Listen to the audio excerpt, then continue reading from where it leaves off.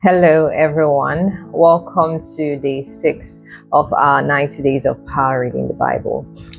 Today we are reading from Exodus 16 to 29. Yes, 29.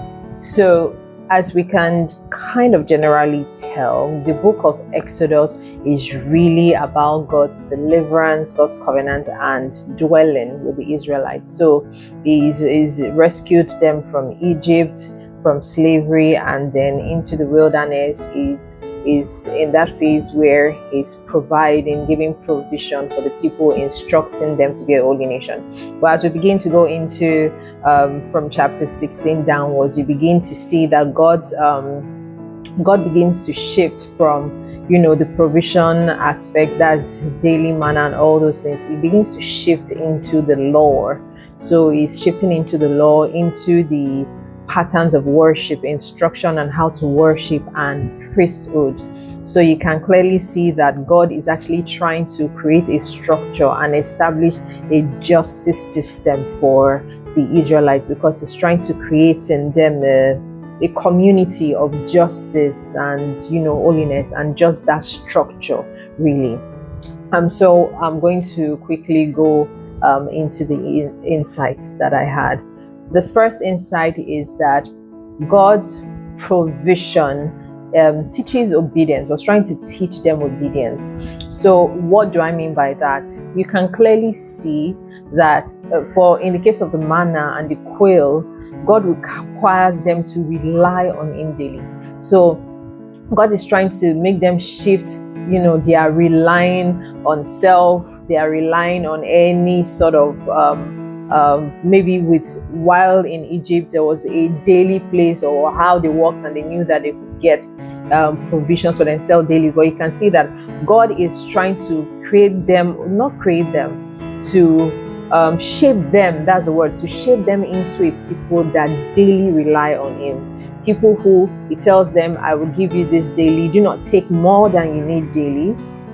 Do you see? And so every day they are actually kind of conditioned to actually have to believe in God daily. So and it's a test of their obedience. So God is actually, it's structured in such a way that for them to survive, they actually have to truly rely on God daily for their daily portions. The second insight I had has to do with Jethro. David. I keep saying David because I love David. So Moses' interaction with his father-in-law Jethro.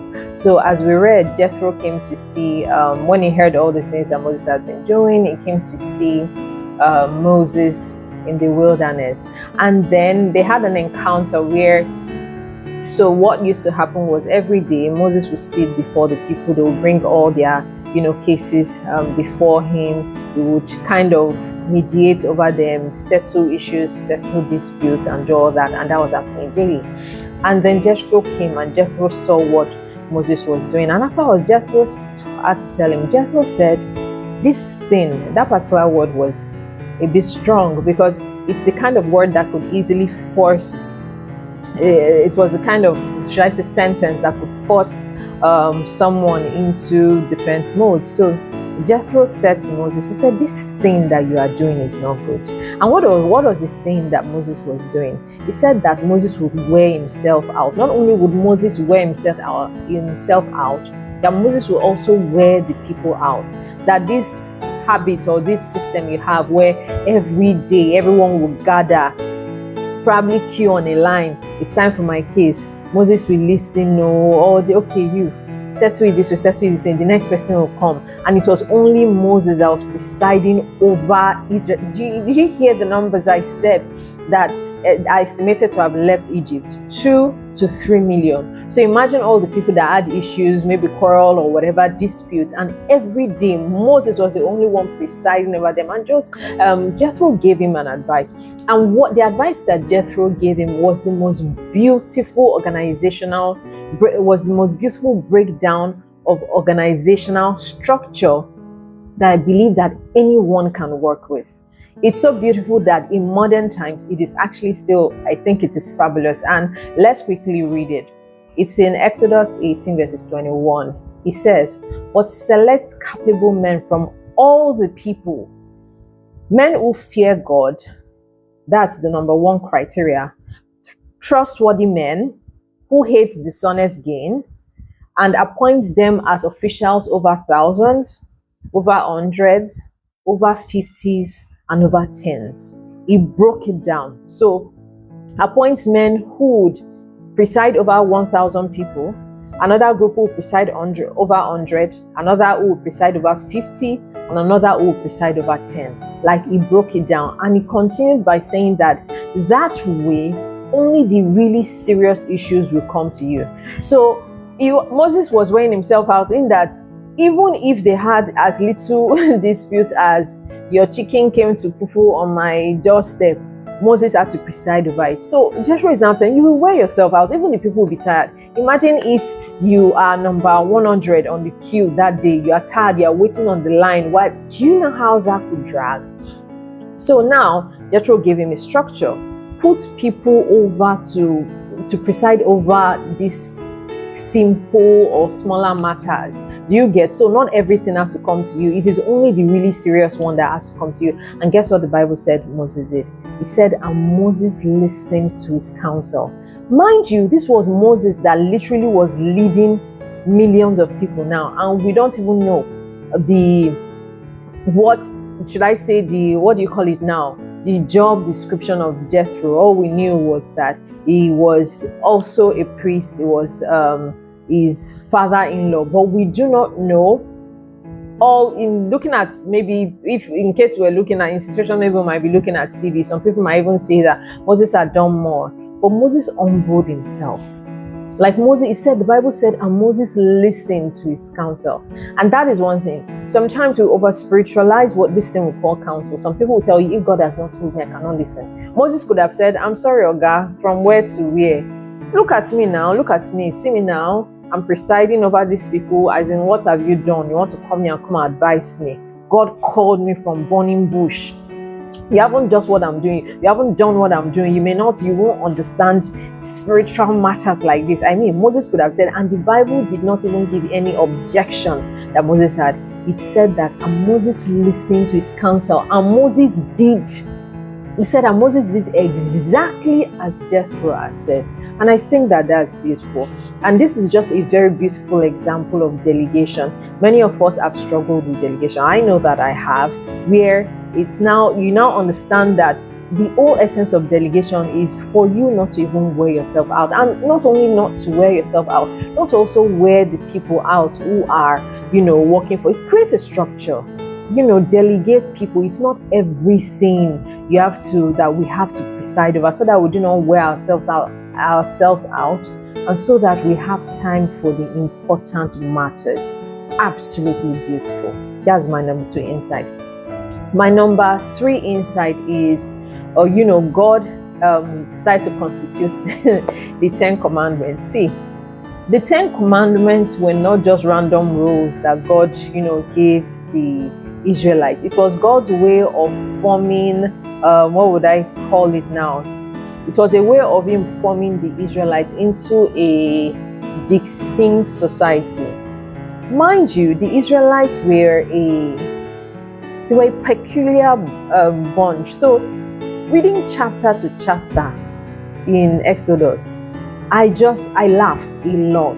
Most times I'm laughing, I am aghast, because the Israelites were not easy to lead. Moses tried. I would not have been able to. And they had such short memory. Today, as God is doing one miracle, tomorrow they are forgotten. They are started crying again. Oh Lord, you want to kill us here? And is it because Egypt doesn't have grave? Is it because you want to kill us of hunger? We used to eat meat there. We don't eat. They really were a peculiar bunch. And I know that with that, you can imagine that with that crowd of people who have suddenly left and are on the road traveling together, every time they travel and they have to settle, we understand that what they were doing was they were having to pitch tents.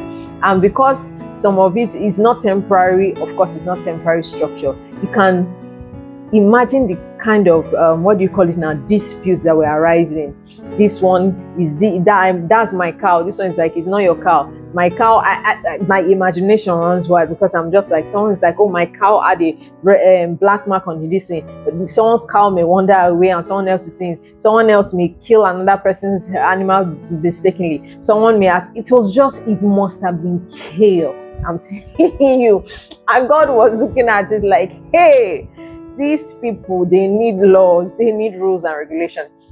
And then God set, the 10 commandments, for them. See, the 10 commandments were easy. They were easy enough and they were straightforward, honestly. But you see, as we begin to enter into Exodus 21, the laws were out of this world, and we would actually look at some of them. So the third insight I had was the beauty of the detail that God went. See, our God is a detailed and a creative God. We can see from the beginning of time how he literally did architecture, giving Noah the breakdown, the dimensions of how to build an ark. Now we can clearly see God doing the same thing here. How God began to give detailed breakdown on how to build the tabernacle. Not only the tabernacle, my God, he was what do you call it now? Fashion designer. God literally gave details of how to design the priestly robes as well. It was beautiful to see the details, and they were all deliberate. What of the stones that they had to put on the priest's breastplate, representing all the sons and tribes of Israel. There was also the thing with the bells. That was a detail. And that was particularly important because it was not just shekere for them to dance and be shaking in the presence of the Lord, of God. It was actually an important detail because, as we know, priests, when they entered into the presence of God, as during the time they had to give those sacrifices to God, the presence of God was so heavy and palpable that, God couldn't stand any form of sin and they really could be struck dead. Do you get? So a rope had to be tied to their leg, while bells had to be tied, so that the people outside who are continuously hearing those bells will know that the bell sounding means the priest is still alive. So that in case the bell stop, you stop hearing the shakering going on inside. Once you stop, you know that your priest have been struck dead inside, and with the rope that was tied to his leg, as he walked in, you use it to drag him inside, because even you yourself cannot enter into it. So God was giving them detail. It was beautiful. The breakdown of how the tabernacle should be. The breakdown. See, that priestly garment itself was architecture in its own. Do you see? It was beautiful. The detail in everything, the kind of fabric, the kind of stones, the chains, the everything, and not to talk of the tabernacle. It really was beautiful. It just makes us see a creative dimension of God, because the beginning, Genesis actually began with the creative dimension of God, but it just makes us continually see that part of God who is the creative God. And then the fourth insight is holiness seemed costly but necessary. And why do I say that? The building of the tabernacle, even the designing of the priestly robe, it was not it didn't look like something that was cheap. We're talking of things that were carrying gold, that were carrying precious stones.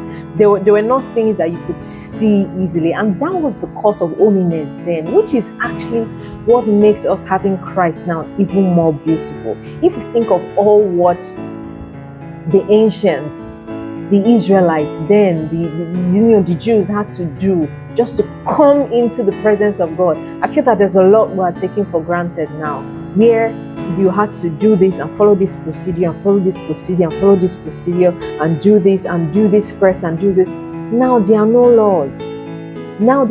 We literally can boldly come into the presence of God, and that is so beautiful. And it just makes you realize how expensive it was to be holy then. It really was expensive. I don't know if any other person thinks about it, and I wonder about it a lot, that God, how were the needy and the poor people surviving then? Like, how were they? The cow, the sacrifices, this offering, that.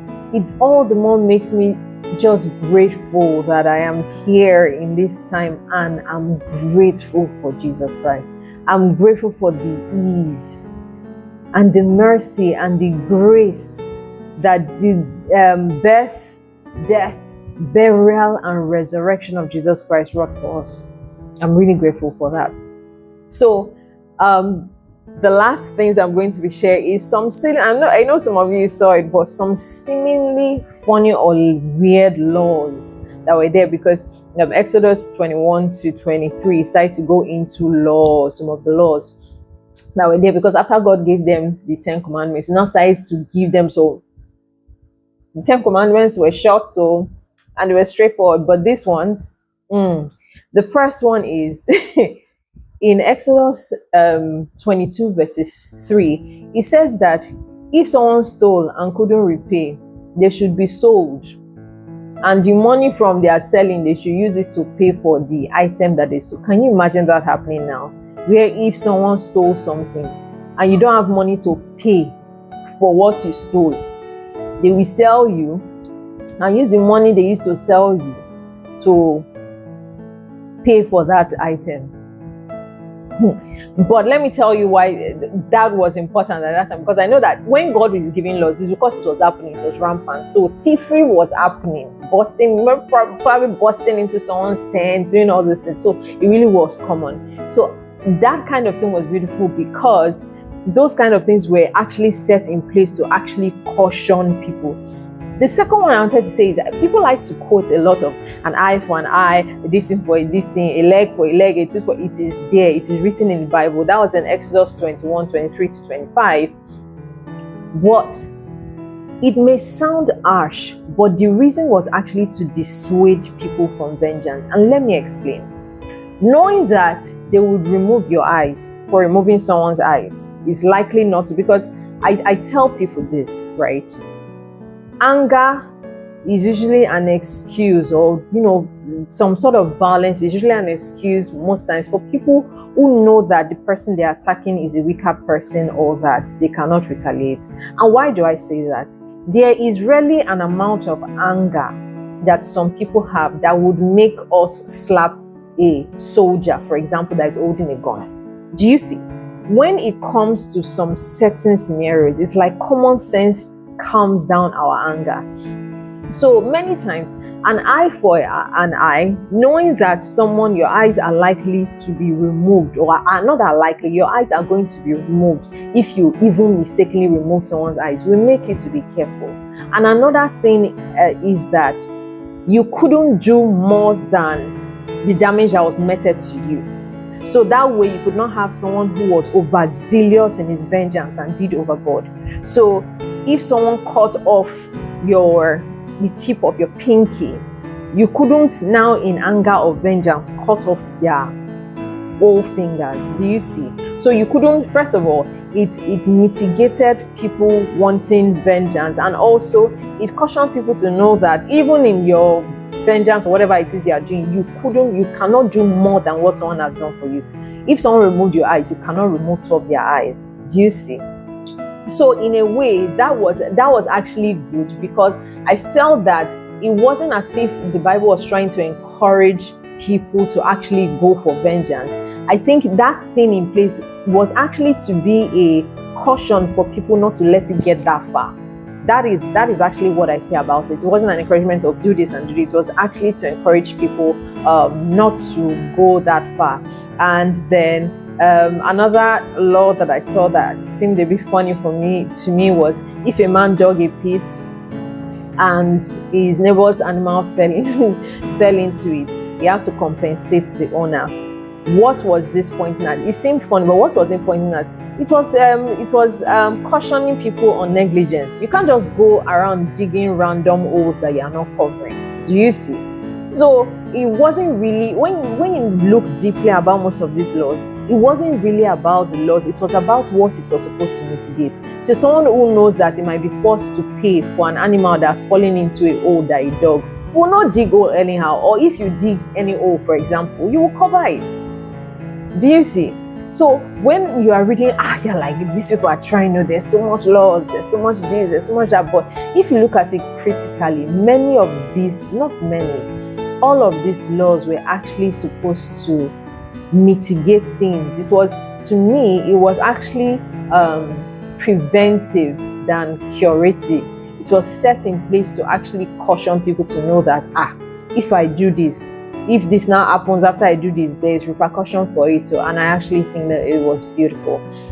So that is some of the insight that I have for today. Really, it's just beautiful to see God starting to put some people in order. I really don't know the rules or the system they had while they were in Egypt. I know that they were in slavery, but I don't know if there were structures or legal structures or order or rules and regulation. But it just seemed like, at the beginning, it just seemed like they were really a lawless bunch, and God just needed to really put structure around it, and it really was just, beautiful to see. So that is the end of my insights for today. Hope to see you in day 7. Bye.